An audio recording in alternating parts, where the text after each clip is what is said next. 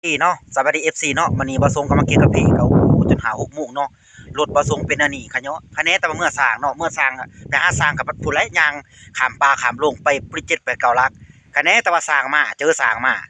เจอสร้างอยู่เฮือนคันบ่เจอสร้างอยู่เฮือนผู้นี้บ่ได้พี่น้องบ่ได้ก็ผู้นี้สิได้น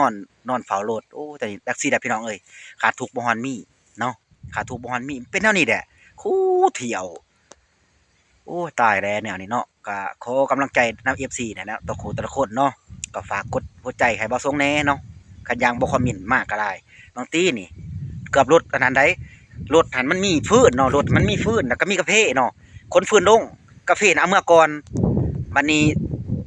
คิดว่าเอารถเสียว่าสิเอารถมาหาเลยได้คิดในใจก็เว้ากับเมียก็เดี๋ยวส่องเบิ่งเกือบ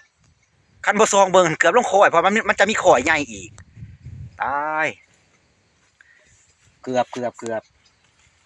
ภายในแต่ว่าสร้างเพิ่นมาเฮ็ดให้ผลเนาะบ่ธรรมดาเนาะคันในแต่ว่ามันก็ทางรถแหน่ก็ย้านแหน่แต่ดูบ้านแตกพี่น้อง